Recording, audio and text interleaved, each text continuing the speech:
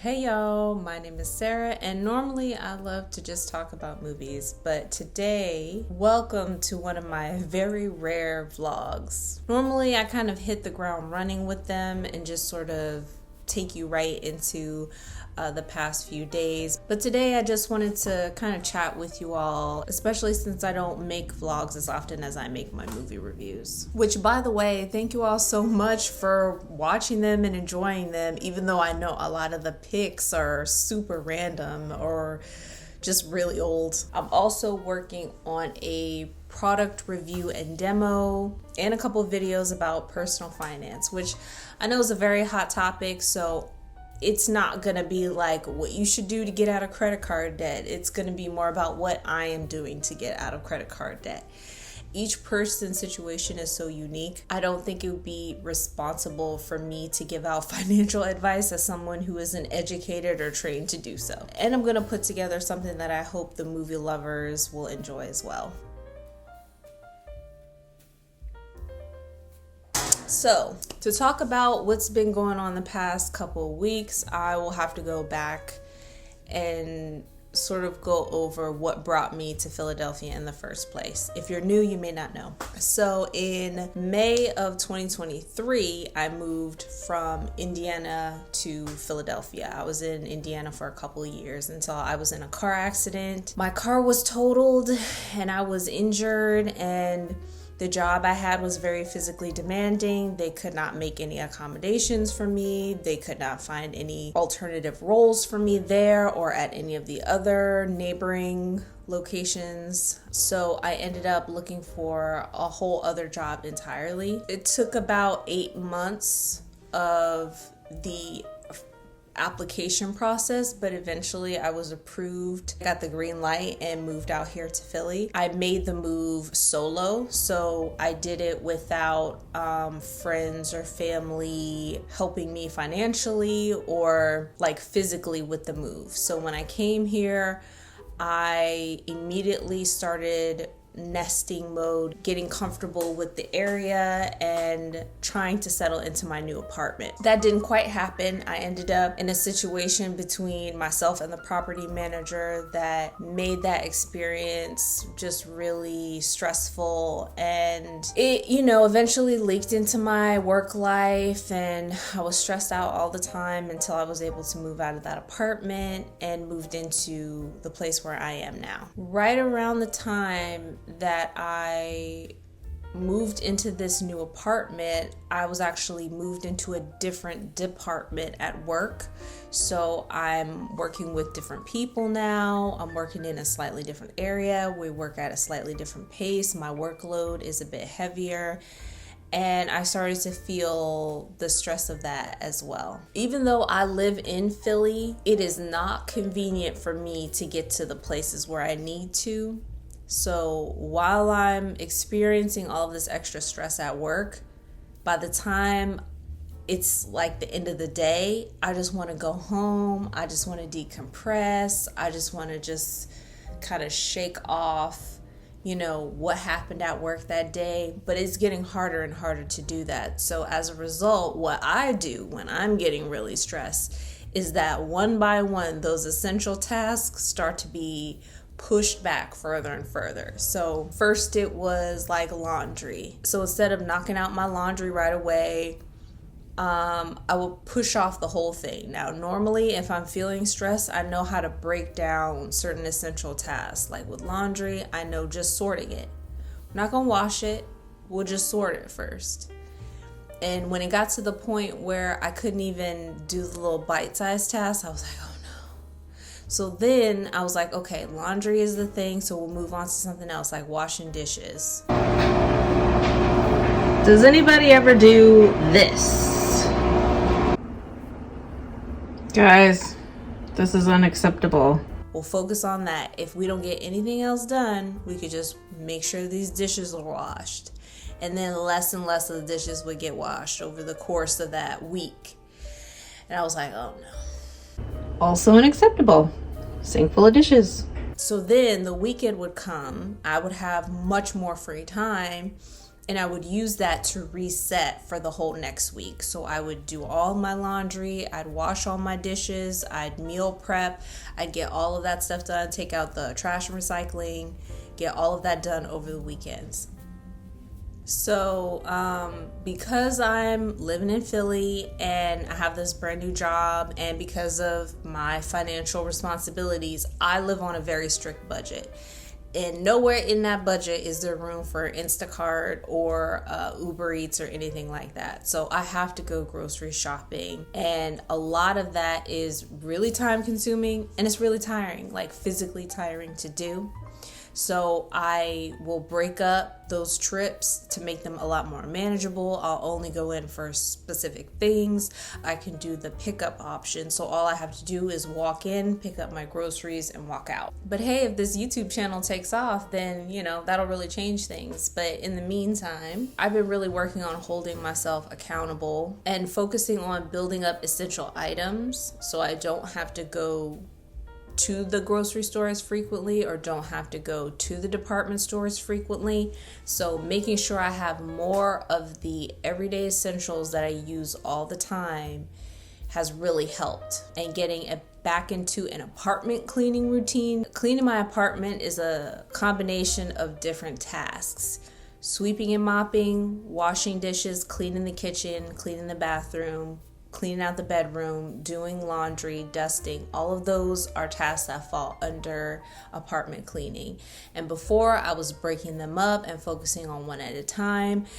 But then I would favor one task over the other, which didn't make no sense. So really focusing on getting back into a routine where I am not putting too much pressure on myself to get everything done all at once like I am on the weekends normally, but also not giving myself too much room to procrastinate. And I was doing all this as a way to feel like I was in control and to relieve a bit of my stress and improve my mood and ease in my apartment. And a part of that is taking the time to appreciate that, hey, I am physically able to go out and buy groceries. I can occasionally buy higher quality items like stuff that's organic or stuff that has a low ingredient list. Taking the time more to appreciate that I can do those things instead of seeing them as a thing to conquer or a thing to just get it over with. You know what I mean? So through the holidays, Thanksgiving, Christmas, and New Year's, I did not do any traveling. And I worked through the holidays or as close to the holidays as I was allowed to get. So I did a lot of FaceTiming and phone calls with my friends and family. And I did accidentally sleep through New Year's morning. Well, not on accident, y'all. I was tired. I had cooked a bunch of food and ate a bunch of food, and I tried to stay up, but I didn't make it. But I heard it. I did wake up when everybody started, setting off their fireworks and stuff. I was awake for that. And then I went right back to sleep. So I will say this, I've often referred to myself as a bat. And living in a city that's set up like Philly, where you have trains going, garbage trucks beeping, car alarms going off, people on the street screaming at each other all the time, it could be really hard to get to sleep between the just general light and noise. I found some earbuds that are designed for sleeping. So they're not totally noise canceling, but they're comfortable enough that you can wear them to bed. And yes, I do sometimes wake up and I've knocked them out. They're never in danger of being pushed all the way in. And that's not something that I'm worried about. But I realized that I needed to do something because eye masks just seem like a hit or miss. Y'all could see I got big old eyes. And a lot of the designs of things either seem like compression based or it's just a piece of fabric that sits over your face.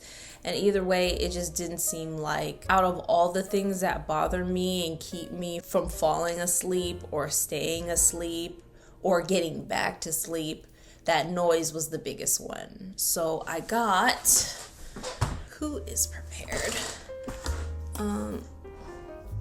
Okay. I got these sleep earplugs from Target. They were like $4. There are 12 pairs in the pack. They are reusable, and as you can see, they're just to reduce noise. They look like this. So they're very plain. There's not a whole lot of bells and whistles, but it has really, really helped me. Especially because I don't know what my upstairs neighbors are doing up there, but I don't know if they're wrestling or whatever, but it sounds like they're dropping bowling balls up there. I don't know what they're doing. Moving furniture around, no idea. But whatever it is, it keeps me awake. So, don't blame my coffee. Coffee does not do that. Coffee is my comfort drink at this point. The only coffee that really keeps me awake is espresso. Anyway, I say all that to say, being super stressed, having a hard time sleeping, it all ties in together. Procrastinating on things and then having them build up to the point where they seem much more intimidating than they used to be to get started even. Finding that balance and addressing little projects.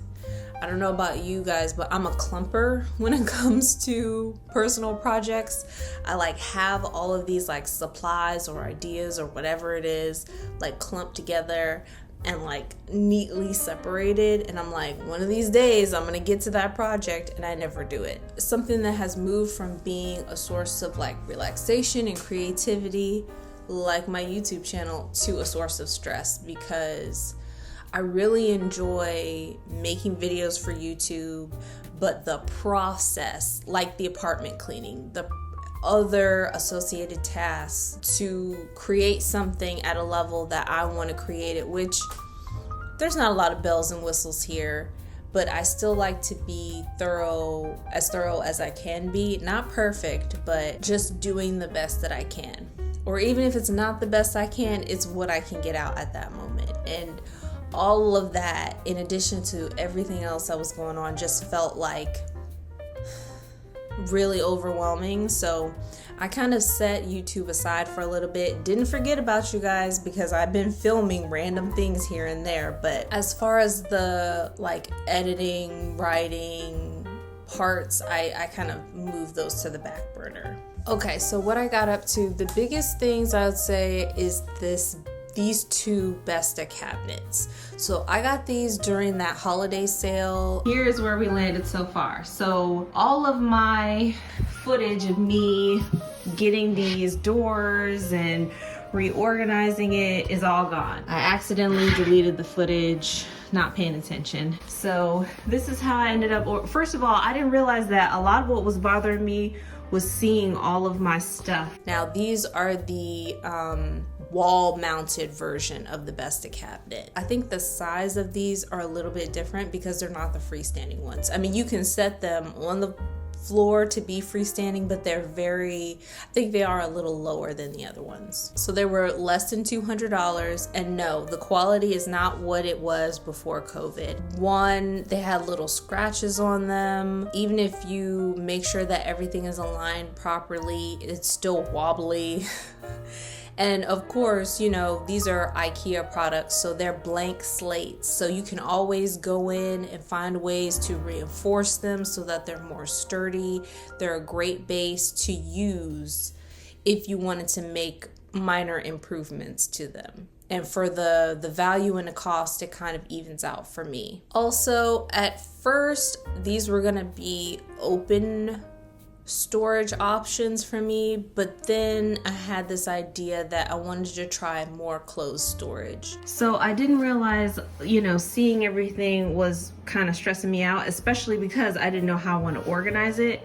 So I went ahead and got these doors. I just got the $15 per door one. I did not install the piece that goes here that kind of sticks out to keep the door from hitting it, because I feel like that's good enough for me. Even if I have to push it a little bit, I'm fine with that, because I think it's really ugly and it takes up a lot of space. I'm moving some stuff around, so please ignore that. I realized that it looks more like a cabinet this way, like a really tall one-piece cabinet. So I think it looks pretty good. So I have those two cabinets as closed storage. I have a shoe storage thing that I built in another vlog as storage, and my dresser. And those are all the closed storage pieces that I have so far. For the Besta storage, alignment is key. It doesn't matter if you like tighten every single fastener super tight if they're not aligned properly. So I also, during this time, because I am an introvert, outside of, you know, the stress levels that I was experiencing, and a lot of packages finally came in. One of them was a shower curtain from Quiet Town, and I got it because I wanted to try this really lazy version of color therapy. It's a way of improving your mood or improving your mental health through the use of color, exposing yourself to specific colors with the idea that different colors will affect your mood. So I got this light bluish green color that reminded me of swimming pools.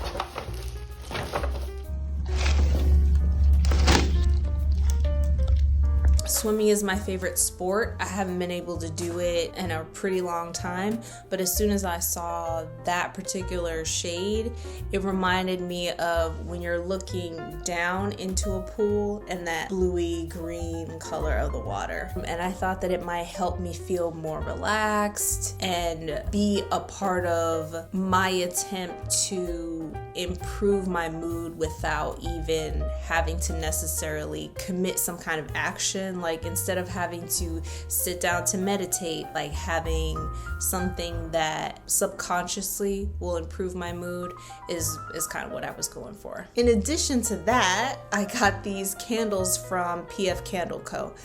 Big fan of PF Candle Co. I really admire them as a small business that has maintained and sustained and is still, like, to me, is a staple candle company as far as their business practices and the quality of their products. So I've been obsessed with this scent Copal for years, and it ended up being something that they discontinued, and then they brought it back for the holidays. So of course I got that candle and this peanuts candle marshmallow roast, which I thought was so adorable.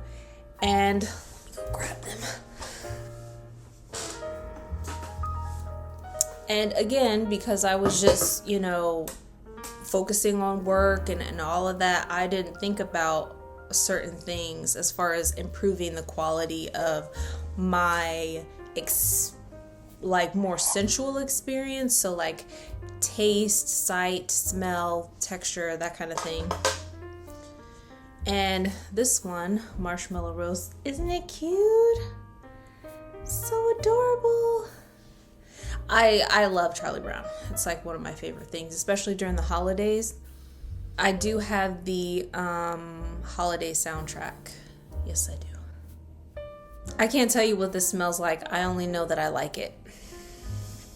I mean, you can go on their website. It's always kind of a gamble because, to me, it kind of reminds me of cologne, but softer. It doesn't have that like sharp edge that a lot of colognes have. And it kind of has a woody, herbally smell to them. I don't know. I can't say. I like it. And the reason why you can't see the wick anymore is because I cut the wick too low. And so when it burned down, the sides were really high. So when I put them in water to like even out, basically I put the entire thing into a pot of, I'll say hot water, not boiling water, hot water, to bring the wax down so that it would burn a little bit more. It covered it. So I know all I need to do now is like put this in like something warm and it will give off the smell, but it was still like, what did I do? And this one is the copal scent, so I put this one in as well so it's flat, but you can see that it did have a lot of wax up the sides. Spicy, woody, I don't know, I can't say I like them. So I started burning those on days where I didn't even think about it. It was like if I came in and I felt like I was in a funk, I would just start burning the candles. Like pick one at random and just burn that one. So most of the time I ended up with this one. As you can see, it's like pretty low. But yeah, I am sensitive to paraffin wax and some vegetable waxes and beeswax. I think they give off too much smoke, and I've had COVID twice, and it has definitely made me a lot more sensitive to air quality. And I know that burning candles, period, is not great for me. So I only burn these for a couple hours at a time, but the scent really does, it is uplifting, and it does improve my mood a bit when I'm having, one of those days. So yeah, a lot of cleaning, cooking, cleaning again, and then going to buy groceries. Because when you procrastinate on kitchen stuff, so like going through your fridge, meal prepping, and washing dishes, you end up having to wash dishes the first time. And then when you meal prep, you've made a whole bunch of other dishes. You wash those again, and then you realize that you've meal prepped a lot of your food, so then you have to go out and buy groceries again. At least for me, because there's only so much that I can carry around per visit, so I take breaks in between, going grocery shopping, and it becomes this whole cycle. So also, I want to give an honorable mention to a cleaner that you use for fruits and vegetables. So it is really hard to find something that you can use that is natural to clean fruits and vegetables with. Something that does not leave a residue on the fruits and vegetables. Something that doesn't have a flavor that it adds to your fruits and vegetables. And while I love the classic veggie wash, this is very good.